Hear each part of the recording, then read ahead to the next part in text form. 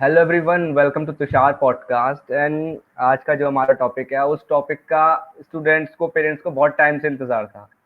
क्योंकि जो अभी स्टूडेंट्स ने 10th के बोर्ड दिए हैं, 12th के बोर्ड दिए हैं, तो अब कहते हैं ना, सिर पे एक रिजल्ट की घंटी लटक चुकी है कि अब रिजल्ट में क्या आएगा और अब क्या होने वाला, पेरेंट्स का क्या रिएक्शन रहेगा, हम मतलब जो हमने मेहनत करी है क्या वो पूरी उस पर जाएगी नहीं जाएगी। तो इसके लिए हमने सोचा कि अतुल सर से बेस्ट गाइड हमें मतलब कौन कर पाएगा इसके बारे में। तो हमने सोचा अतुल सर से बात करते हैं। तो सबसे पहले sir, welcome on Tushar podcast sir. Thank you Tushar. So Tushar, जैसा कि आपने टॉपिक लिया हुआ है कि एग्जामिनेशन का प्रेशर और उसका रिजल्ट, तो एग्जामिनेशन का प्रेशर तो ऑलरेडी जा चुका है। अब the main point is the result. अब मेरे अकॉर्डिंग, अगर यहाँ से मैं अगर देख रहा हूँ कि रिजल्ट अब सबको पता है, स्टूडेंट को पता है कि तीर तो कमान से निकल चुकी है। बिल्कुल ठीक है, तो अब उस पर जबरदस्ती ओवर स्ट्रेस करके या फिर नहीं अब क्या होगा क्या होगा, एक स्टूडेंट से अच्छा कोई नहीं जानता है कि उसने क्या किया है। तो ही और शी ऑलरेडी नोज कि हाँ उसने क्या किया है, उसे पता है कि उसका परसेंटेज कहाँ पे लाई करने वाला है। चाहे वो 40 हो, चाहे वो 80 हो, चाहे वो 90 हो, चाहे वो 99 हो, उससे कोई फर्क नहीं पड़ता है। और as per the scenario for the result, अब रिजल्ट ये है कि with in I think so कि मई में आने की एक्सपेक्टेशन है। जी और सर। मैक्सिमम स्टूडेंट्स क्या करते हैं कि अगर स्टूडेंट अगर 12th में है तो ऑलरेडी क्या करता है, 11th की स्टडीज अपनी स्टार्ट कर देता है। बस कई बार क्या होता है कि कुछ वो स्कूल्स या फिर क्या करते हैं, स्टूडेंट अपनी स्ट्रीम को लेकर थोड़ा सा कंफ्यूज होते हैं। तो उस जी मूवमेंट पे क्या है कि स्ट्रीम, जैसे कि लेट अस सपोज अगर स्टूडेंट को अगर साइंस में अगर एंट्री लेनी है, तो वहाँ पे क्या रहता है कि हाँ वो रिजल्ट के बाद में भी स्विच कर सकता है। इधर अगर वो बायोलॉजी स्ट्रीम में अगर जा रहा है तो मैथ्स के लिए स्विच कर सकता है। और अगर स्टूडेंट को अगर ऑटोमेटिकली अगर मूव करना है टुवर्ड्स द बीकॉम के लिए या फिर उसको अपनी स्ट्रीम ही चेंज करनी है आफ्टर 12th, तो वो भी ऑलरेडी क्या रहती है, क्लियर रहती है। लेकिन उसके लिए उसे रिजल्ट का वेट करना है। क्यों? क्योंकि वो मेरिट बेस्ड होगा या फिर एंट्रेंस बेस्ड होगा। अगर एंट्रेंस बेस्ड है तो स्टूडेंट ने ऑटोमेटिकली वहाँ पर अपेयरिंग में क्लिक करके अपने फॉर्म्स को फिलअप किया होगा। वेदर थ्रू द डैक अगर मेरिट आना है तो रिजल्ट का सिर्फ वेट कर सकते हैं और कुछ नहीं। लाइक जैसे DU की कैंपस हो गए, वहाँ पर तो डायरेक्टली स्टूडेंट क्या करते हैं, अपनी मेरिट के बेसिस पर ही एडमिशन लेते हैं। लेकिन फिर भी मेरा ये कहना है कि स्टूडेंट को इतनी ज़्यादा या पेरेंट्स को अब इतनी ज़्यादा टेंशन लेने की रिक्वायरमेंट नहीं है। इवन पेरेंट्स को भी थोड़ा बहुत बात करनी चाहिए बच्चों से कि भाई उन्हें पता है कि उनका बोर्ड कैसा है। तो बिल्कुल सर। उस बेसिस पर क्या है कि स्टूडेंट को सपोर्ट करना चाहिए, पेरेंट्स को भी। अगर वो स्ट्रीम अगर चाहता है कि कॉमर्स के लिए जाना चाहता है तो उसको स्ट्रीम को ऑप्ट करने देना चाहिए। क्योंकि कई बार आपने देखा होगा कि पेरेंट्स चाहते हैं कि उनका बेटा डॉक्टर इंजीनियर ही बने, लेकिन वो बिल्कुल स्टूडेंट नहीं चाहता। बिल्कुल बिल्कुल बिल्कुल। तो ये एक छोटा सा पॉइंट रहता है। अदरवाइज इसमें ऐसे कोई स्ट्रेस लेने वाली कोई बहुत सीरियस बात नहीं है। बट नो डाउट, कहना आसान है, स्टूडेंट को फेस करना होता है, ये भी है। बिल्कुल सर। फिर भी अच्छा, मैंने सर स्टूडेंट, एक चीज ये भी देखी है कि बहुत रेयर केस में ऐसा होता है कि हमारी एक्सपेक्टेशन से अलग रिजल्ट आ जाए। वरना मैक्सिमम केस में यही रहता है कि जो हमें पता होता है कि रिजल्ट ही आना, पेरेंट्स को पता होता है पूरे साल बच्चे ने इतनी मेहनत करी है, क्योंकि वो देख रहे हैं सर सारी चीजें कि बच्चा कब किस टाइम कितना पढ़ रहा है, ये उन्हें भी पता राइट है। राइट। और रिजल्ट के टाइम पे मेरे हिसाब से सर 10-20% ही केवल थोड़ा फ्लक्चुएट होता है, वरना रिजल्ट एक्जेक्टली हो जाता है जो हम पेपर में, मतलब हमें पता होता है कि हम इतना इतना करके आए। जो गलत होगा सर वो तो बच्चे तो मैच ही कर लेते हैं। आप जैसा कि आपके सामने की बात है सर, बच्चे अगले दिन ही पूरा पेपर हमारा सॉल्व हो जाता है बैठ के। राइट राइट, बिल्कुल सही बात है। तो परसेंटेज जो ऊपर नीचे होता है वो 5%, या तो ऊपर जाएगा तो नीचे जाएगा, इससे ज़्यादा कुछ नहीं होगा। और बिल्कुल वैसे भी बिल्कुल। CBSE लीनियंट मार्किंग करती है, ICSE भी लीनियंट मार्किंग रखती है। स्टूडेंट को कोई हार्श मार्किंग नहीं होती है। हाँ, टॉपर के जरूर 2 से 3% अगर कम होते हैं तो डेफिनेटली वो चैलेंज करते हैं CBSE को। वो एक डिफरेंट केस है। अदरवाइज ऐसा कोई खास चैलेंज नहीं आता है।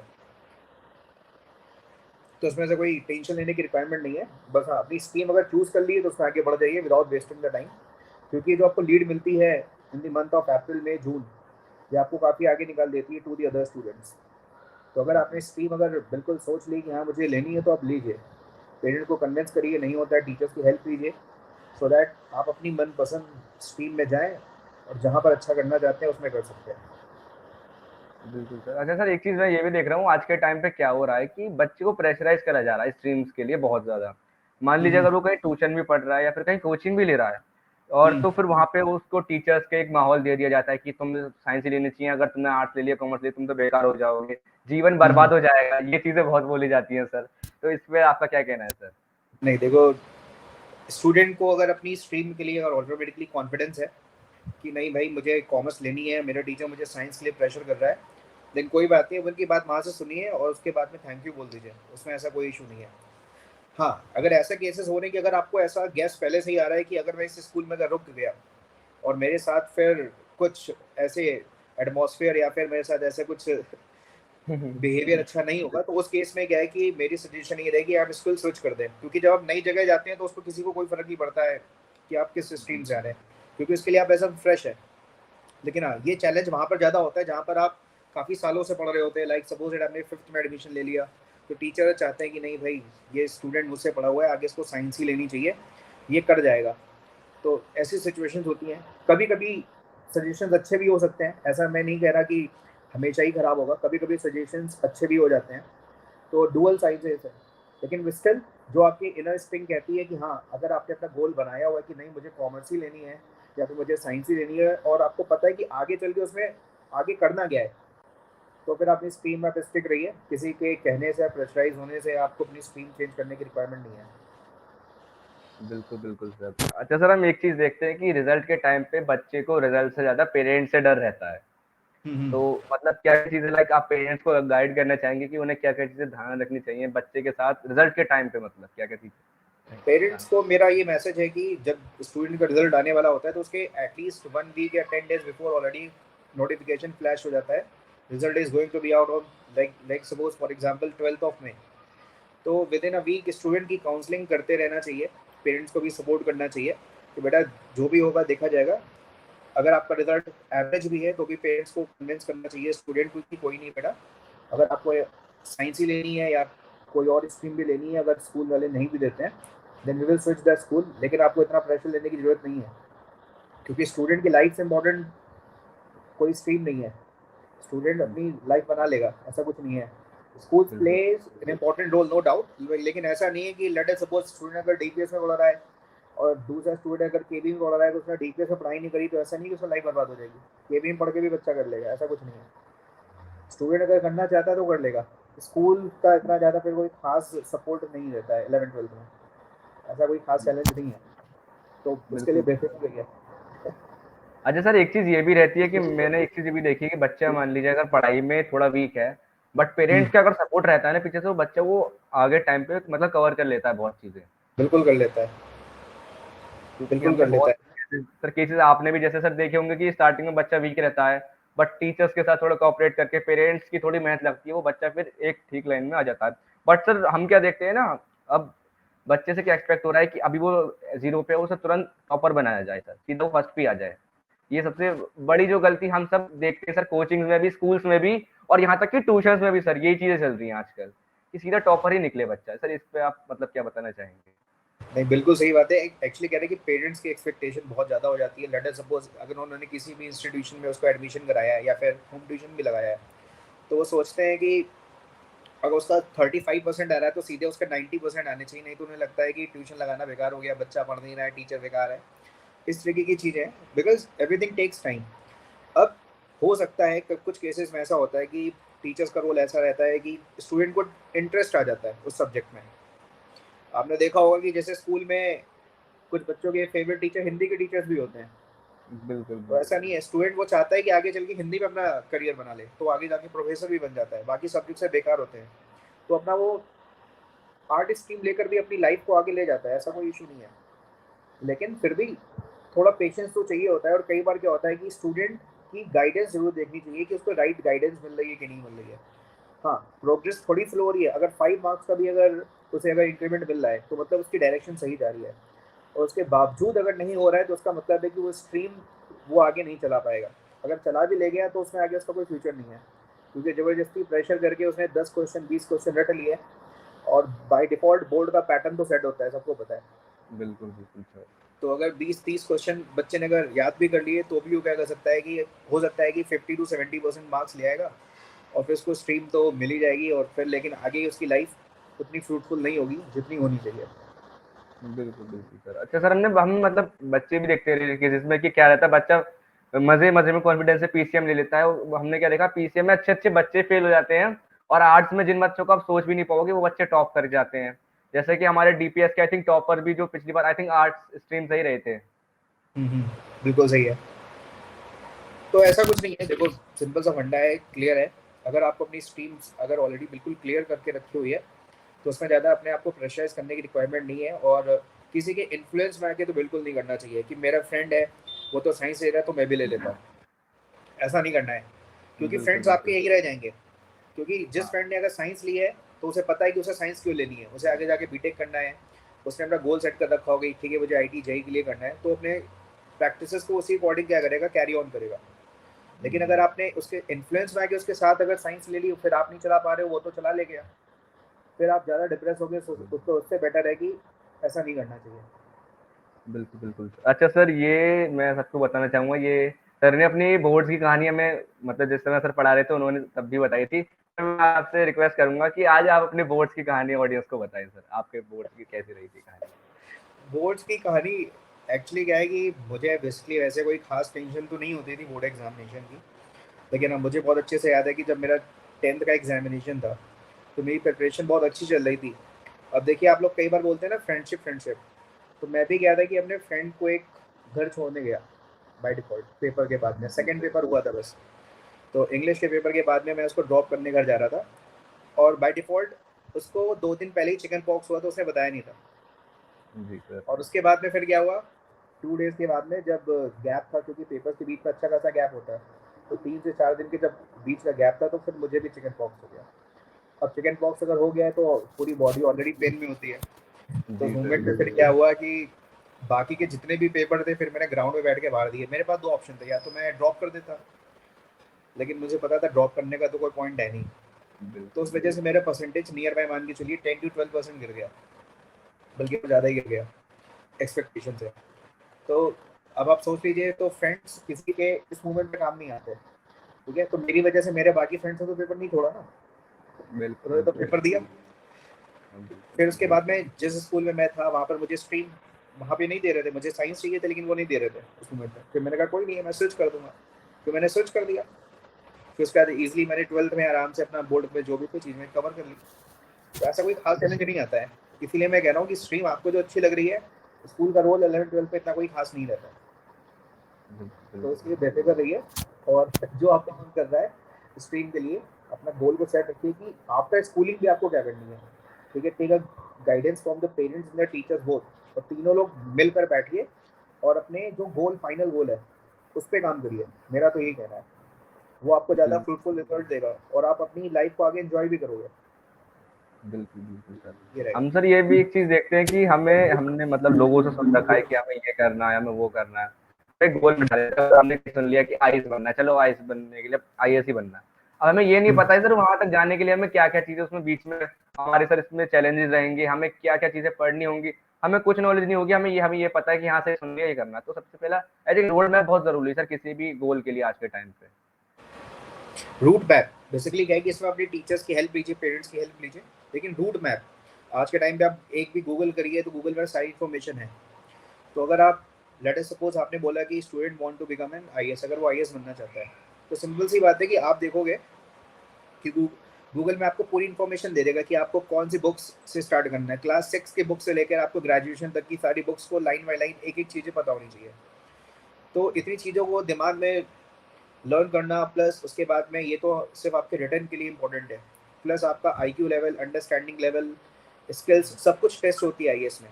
तो स्टूडेंट को पता होता है वहाँ पर कि आईएएस के लिए अगर वो जा रहा है तो क्या करेगा। कुछ बार कई बार क्या होता है कि स्टूडेंट आईएएस के लिए प्रिपरेशन करता है लेकिन फिर क्या करता है, सेकंड थॉट लेकर चलता है लाइफ में अपने कि चलो ठीक है आईएएस नहीं हुआ तो चलो ठीक है उससे जूनियर में पीसीएस में चले जाएंगे, वो भी नहीं हुआ तो चलो ठीक है कोई नहीं है, स्टाफ सिलेक्शन एग्जामिनेशन दे देंगे, एसएससी का पेपर दे देंगे। तो एक अपनी जर्नी को लेकर चलते हैं क्योंकि तीनों का रूट सेम है, क्योंकि वो एक बिल्कुल, एग्जामिनेशन की प्रिपरेशन करके एटलीस्ट अपने गोल तक पहुंच सकता है। तो इस बेसिस पर अगर आप अपनी स्ट्रीम में जा रहे हो तो उस स्ट्रीम में देखिए कि हाँ भाई मेरे पास और क्या क्या ऑप्शंस रहेंगे इन केस। मुझे एक सेकेंड लाइन को भी अपने दिमाग के अंदर रखना है कि हाँ अगर मैं यहाँ तक जाने की कोशिश कर रहा हूँ, सबसे पहले आप अपने आप से पूछिए कि क्या आप अपना 100% दे रहे हैं। अगर आप 100% नहीं दे रहे हैं तो फिर प्लीज़ डोंट एक्सपेक्ट, फिर आपके लक की बात है, अगर हो गया तो हो गया, नहीं तो चांसेस बहुत कम रहेंगे। क्योंकि सर हम एक दुनिया से झूठ बोल सकते हैं लेकिन खुद से झूठ बोलेंगे तो वो पता ही चल जाती है वो। बिल्कुल पता चल जाएगा। आप किसी को भी झूठ बोल के बेवकूफ़ बना लीजिए, लेकिन जब आप मिरर के सामने खड़े होंगे तब अपने आप से झूठ नहीं बोल पाएंगे, आपको बिल्कुल पता बिल्कुल। रहेगा। अच्छा सर, हम आज के टाइम पे ये भी देखते हैं कि आजकल हो क्या रहा है, एग्जाम के टाइम पे भी मैं देख रहा था, घर से बच्चा जा रहा है बैग लेके बुक लेके स्कूटी पे, चलो आज पढ़ने जा रहे हैं, निकल जाते हैं बाहर। हम्म। 1 घंटे बाद पेरेंट्स फ़ोन करते हैं टीचर पे, कोचिंग पे, ट्यूशन पे कि हमारा बच्चा कहाँ है? वहाँ कहते हैं कि बच्चा तो आज वहाँ पे आया ही नहीं है। फिर हम्म। 1 घंटे बाद फिर बच्चा आता है, फिर कहता है, पेरेंट्स पूछते हैं मतलब बच्चे से पूछो तुम कहाँ थे? तो कहता है पढ़ने गया था। अब सब ये तीनों चीज़ जब एक साथ बैठती हैं, तब हम्म। इसमें आपका लॉस किसी का नहीं हो रहा। लॉस केवल हम्म। उस बच्चे का ही हो रहा है, वो जो घूम रहा है चारों तरफ। वो अपना टाइम भी वेस्ट कर रहा है, घर वालों के पैसे भी वेस्ट कर रहा है, अपना फ्यूचर वेस्ट कर रहा है। तो ये हम सर सबसे कॉमन चीज जो हम आज के टाइम पे देख रहे हैं बच्चों में, सभी में, जो कोचिंग वगैरह मैक्सिमम में कोचिंग के साथ ही रहता है ये। ये सारी आपकी कंपनी पे डिपेंड करता है, ठीक है। बिल्कुल। इसमें बेसिकली क्या है कि 3+1 का रूल लगता है। कॉमन सी बात है, अगर आप 3 अच्छे बच्चों के साथ रहोगे, अगर नहीं पढ़ने वाले हो तो भी आपको पढ़ना पड़ेगा। अगर आप चाहे जितना अच्छा पढ़ते हो 3 बेकार बच्चों के साथ में, तो आप 1 महीने 2 महीने उनके साथ देखोगे वो तो कुछ भी नहीं कर रहा है, तो एक दिन आपका भी मन करेगा चलो ठीक है आज मैं नहीं करूँगा। और वो जिस दिन आपकी शुरुआत हो जाएगी उसी दिन आपका समझ लीजिए कि डिक्लाइनेशन के लिए आपका 1 स्टेप आप आगे बढ़ गए हैं। तो ऐसे केसेस में क्या होता है कि कंपनी इज़ वेरी इंपॉर्टेंट है। तो आपको अपनी कंपनी सबसे इम्पोर्टेंट है जो देखनी पड़ेगी। तो इसीलिए क्या है कि आप लोग अभी राइट हो जिस एज में हैं, वहाँ पर आपको अपने फ्रेंड्स को देखना पड़ेगा कि भाई उनका गोल क्या है। अगर आपको लग रहा है कि भाई मेरा फ्रेंड तो है, उसे तो पॉलिटिक्स में जाना है, उसे लड़ाई दंगा ही करना है, तो उसको दूर से ही सलाम नमस्ते कर दीजिए। वो आपके किसी काम का नहीं है। हो सकता है फ्यूचर में शायद काम आ जाए, लेकिन अभी आपके किसी काम का नहीं है, क्योंकि आपका और गोल आज के बहुत। टाइम पे सर सीधा बनना सबसे बड़ी गलती है जो मैंने देखा है। आप कहीं भी चले जाओ, सबसे ये आज के टाइम पे गुनाह हो गया कि अगर तुम सीधे हो तो सबसे पहले तुम ही फंसाई जाओगे वो सब चीजों में। हाँ देखो, दो चीज़ें होती है, सीधा होना और अवेयर होना। दो अलग अलग बातें हैं। आप जी सीधे हो सर। सकते हो लेकिन अवेयर जरूर होना चाहिए। बिल्कुल आपको सर नॉलेज बिल्कुल। अगर है तो फिर आप नहीं फंसोगे। प्लस गाइडेंस, हमेशा आप किसी न किसी सीनियर को गाइडेंस में रखिए। जो आपको लगता है कि आपके लिए लाइफ कोच है, वो टीचर भी हो सकता है, पेरेंट्स भी हो सकता है, आपका कोई बेस्ट फ्रेंड भी हो सकता है, कोई भी हो सकता है। तो आप अपने हमेशा किसी न किसी सीनियर से या पेरेंट्स से हमेशा जुड़े रहिए, उनको सारी चीज़ें बताइए कि आप क्या कर रहे हो, सो दैट कहीं पर अगर डिमोटिवेट भी फील होते हो, so they will help you to motivate you. तो आपको वहाँ पे मदद करेंगे मोटिवेट करने के लिए। बिल्कुल बिल्कुल सर। अच्छा सर, ये चीजें मतलब बहुत बच्चे पूछना भी चाह रहे थे कि इस बार 11th का जो रिजल्ट आया, हम क्या देख रहे हैं सर, उसमें ग्राफ बहुत डाउन चला गया बच्चों का। बच्चे इस बिल्कुल बार जाएगा। मैक्सिमम फेल्स भी रहे हैं सर। तो आपको क्या लगता है सर, उसका सबसे मेन रीजन क्या रहा है सर? देखिए, 10th से जब आप 11th मूव करते हो तो रियलिटी क्या है कि आपने जितनी पढ़ाई 10th में पूरे साल भर करी थी, उसकी पूरी पढ़ाई आपने 11th की स्टार्टिंग में सिर्फ 1 महीने में करनी पड़ गई। तो ये जो मेन प्रॉब्लम है, ये है आपका सीबीएसई के करिकुलम का। इसमें वो स्टूडेंट ज़्यादा सफ़र करते हैं जो 10th तक अपने क्या करते हैं, होम ट्यूशन पढ़ रहे होते हैं या लोकल कोचिंग इंस्टीट्यूशन में होते हैं। यहाँ पर क्या होता है कि एक प्रोफेशनल इंस्टीट्यूशन का बहुत इंपॉर्टेंट रोल होता है। फिर क्योंकि वहाँ पर आप प्रोफेशनल इंस्टीट्यूशन में जब होते हैं तो वहाँ पर आपके पास एक ऑलरेडी एक एक्स्ट्रा करिकुलम होता है। तो वहाँ पर आप बहुत सारी चीज़ें एक्स्ट्रा पढ़ते हो, सीखते हो, टेस्ट देते हो। आपको पता रहता है पहले से कि आगे क्या होने वाला है आपके साथ। तो उस बेसिस पर आपकी एक पहले से ही क्या होती है, फाउंडेशन रख दी जाती है। वो जी। फाउंडेशन कोर्सेज स्टूडेंट को बहुत हेल्प करते हैं। तो मेरा ये मानना है कि अगर स्टूडेंट को अगर आगे चल के अगर अपनी लाइफ अगर मेडिकल या जेई में अगर जानी है, तो उसको एटलीस्ट अगर वो कोचिंग नहीं भी करना चाहता है 10th 11th, बट स्टिल उसको कोई ना कोई टेस्ट सीरीज जरूर ज्वाइन करनी चाहिए, सो दैट वो अपने लेवल को भी चेक करता रहे। और जो प्रेशर है आगे के सिलेबस के, वो भी उसको क्या करेंगे, हेल्प करेंगे। तो वहाँ पर फिर उसको इतने चैलेंजेस नहीं आएंगे। ऑन दी अदर हैंड, अगर स्टूडेंट खाली एनसीईआरटी पढ़ के ही सारी चीज़ें कर रहा है, तो वहाँ पर फिर बहुत सारे चैलेंजेस आते हैं स्टूडेंट को बिल्कुल इनिशियल में। बिल्कुल। लेकिन बहुत मजा आती है, उसे लगता है कि देखो मैं तो इतने कम पढ़ के भी ज़्यादा परसेंट ले आया, वो देखो कोचिंग जाता है तो उसके नंबर तब भी कम आ रहे हैं। तो ऐसा हो हाँ। सकता है, ऐसा अच्छा हो सर, सकता है। हम ये भी देखते हैं कि मतलब कोचिंग में क्या रहता है, ये बहुत ये कॉमन चीज़ हो गई है कि जो टॉपर बच्चा रहेगा, वो एक टाइम के बाद वहाँ पे थोड़ा इम्प्रूव कर लेगा। बट कहते हैं एवरेज बच्चा सर कोचिंग की लाइफ सर्वाइव नहीं कर पाता है, जो मैंने नोटिस करा है सर। इसमें दो चीज़ें होती है, एक होता है लैक ऑफ मोटिवेशन, और दूसरा मे भी हो सकता है कि एटमॉस्फेयर। अगर एटमॉस्फेयर अच्छा नहीं है क्लासरूम में, हमेशा एटमॉस्फेयर अच्छा हो इस बात की कोई गारंटी नहीं है, क्योंकि डिपेंड करता है वो लॉट पे। वो तो लॉट कौन सा आ रहा है उस पर डिपेंड करता है। तो आपको अपने आप को वाइजली सेलेक्ट करना पड़ेगा। अगर आपको लग रहा है कि वहाँ पे इन्वायरमेंट ठीक नहीं है, तो आपको जितनी जल्दी एहसास हो जाए उतनी जल्दी अपने पेरेंट्स को कन्विंस करिए और जाकर अपने क्या करिए उस एटमॉस्फेयर को चेंज करिए। अगर आपने अपने एटमॉस्फेयर को चेंज कर लिया तो ऑटोमेटिकली आप देखोगे आपके अंदर पॉजिटिव डिफरेंस आपको देखने को मिलेंगे। लेकिन अगर आपको उस नेगेटिव एटमॉस्फेयर में मजा आने लग गया, फिर तो आपको कोई नहीं बचा सकता।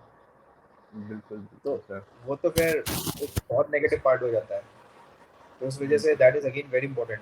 आपको अपना एटमॉस्फेयर, सराउंडिंग सब कुछ देखना पड़ेगा। जी सर।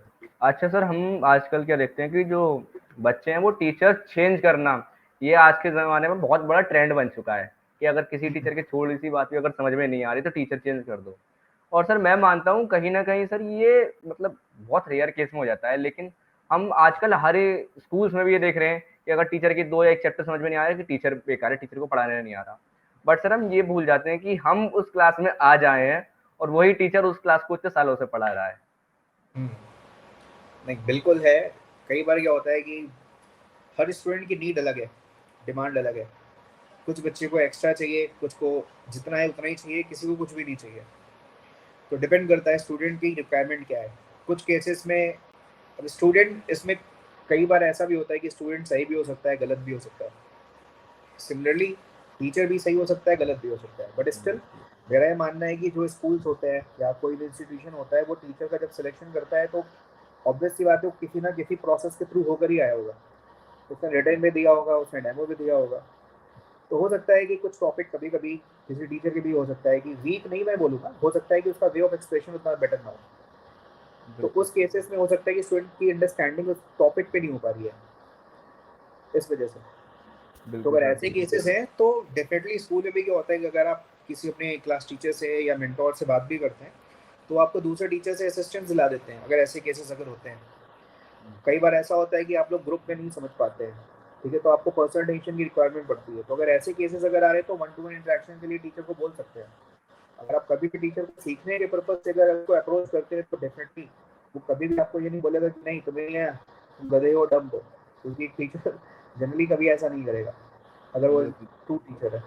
लेकिन हाँ, टीचर अगर आपको स्किप कर रहा है तो फिर yes, that's a matter of concern. वहाँ पर तो फिर स्टेप लेना बनता है।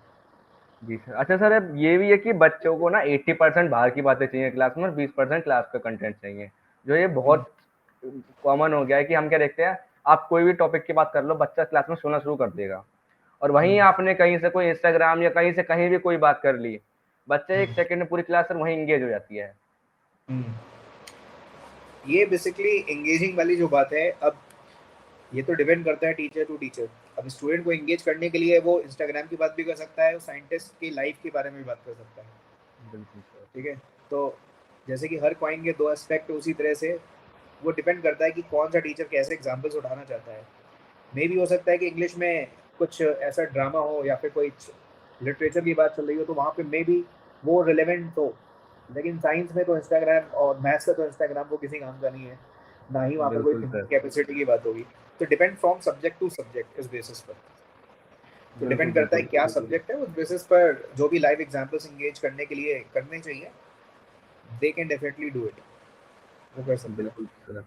अच्छा सर, लास्ट में आपका कोई मैसेज हमारे जितने पेरेंट्स इसको देखेंगे और हमारे जितने भी स्टूडेंट्स को देख रहे हैं उनके लिए कोई मैसेज आपकी तरफ से? पेरेंट्स के लिए तो मेरा ये रहेगा सबसे इम्पोर्टेंट मैसेज कि whatever your ward has done, ठीक है, वो तो ऑलरेडी वो कर चुका है। राइट नाउ आप क्या करिए, अपने पेरेंट्स हैं, अपने स्टूडेंट से और बच्चे से बात करिए कि अब बेटा जो भी होगा हम आपके साथ हैं, और आपको फ्यूचर में जो भी करना है उसके लिए भी हम साथ में हैं। तो ऐसी कोई इशू की बात नहीं है। और जितना सपोर्ट होगा स्टूडेंट को, जब स्टूडेंट को सपोर्ट मिलेगा तो डेफिनेटली वो 11th में समझ जाएगा कि हाँ मेरे पेरेंट्स ही मेरे ट्रू फ्रेंड्स हैं, और वो आपको क्या करेंगे, हेल्प करेंगे। और स्टूडेंट के लिए मेरी यही एडवाइस है कि आपको बेटा पता है कि आपने क्या किया था, तो आपका रिजल्ट उसी के नियर बाई सराउंड करेगा। अब पछताने से, ओवर स्ट्रेस करने से कोई मतलब नहीं है। हाँ, ये ज़रूर है कि आपने जो पहले किया, अगर आपने बहुत अच्छा किया है तो नो डाउट आप अपने आगे फ्यूचर के एम के लिए एक स्टेप आगे बढ़ जाएंगे। लेकिन अगर आपको पता था कि आपने कुछ गलतियाँ करी हैं, तो उस मोमेंट पे आपके पास कोई चॉइस नहीं है, उन गलतियों से सीखिए और आगे उन गलतियों को रिपीट नहीं करना है। ये सबसे इम्पोर्टेंट है। अगर आपने इस डिटर्मिनेशन के साथ इसको अगर पॉजिटिव वे में कर लिया, तो आप मान के चलिए कि आने वाले टाइम में आगे आप जो भी करेंगे, जो आपने पहले किया उससे बेटर करेंगे। For that then all the very best. बिल्कुल, बिल्कुल। अच्छा, मैं लास्ट में सभी को बताना भी चाहूँगा, मैं केमिस्ट्री साइंस में जैसे हमारा केमिस्ट्री होता है, मुझे बिल्कुल भी इंटरेस्ट नहीं था, मैं आपको सच बताऊँ। 6, 7, 8, 9 तक भी मेरा बिल्कुल इंटरेस्ट नहीं था। 10th में मैं सर से मिला और सर ने केमिस्ट्री मतलब ऐसी बना दी, कहते एक तो कहानी होती है, कहानी से भी ईज़ी, कि हाथ पे हमें आइसोमर्स याद हो गए। हमें पूरी सीरीज़ सर ने होमोलोगस सीरीज़ जो होती है, सर ने पूरी याद करा दी। तो वही बात है कि टीचर के पढ़ाने के तरीका सर बहुत डिपेंड करता है बच्चे के माइंड पे। नहीं, नो डाउट करता है, और ये सारी चीज़ें एक्सपीरियंस से ही आती हैं, नो डाउट। तो बिल्कुल, वॉटेवर जो भी हमारा एक्सपीरियंस है स्टूडेंट को गाइड करने के लिए, क्योंकि हर स्टूडेंट की नीड अलग है, जो भी स्टूडेंट की नीड होती है उस बेसिस पर ही हमारी हमेशा कोशिश होती है कि जो भी स्टूडेंट के लिए रिक्वायर्ड उसको दिया जाए, और आगे भी हम लोग उसको और बेहतर करने के लिए इसके लिए करते रहेंगे। तो ऐसे कोई बिल्कुल, इश्यूज़ नहीं है, बिल्कुल। बिल्कुल। लास्ट में मैं सर को सर बहुत-बहुत धन्यवाद सर, आपका आपने अपने सर टाइम दिया सर मुझे और मेरी ऑडियंस को सर। नहीं नहीं, बिल्कुल, thank you so much, and wishing you also for the very great luck in the future too. और मैं भी ये चाहूँगा कि आप आगे थोड़े और अच्छे माइलस्टोन बनाएं, और फिर मेरे साथ शेयर करते रहें, सो दैट मैं भी बोलूँगी हाँ भाई, दिस इज़ माय स्टूडेंट। बिल्कुल, बिल्कुल। ठीक है।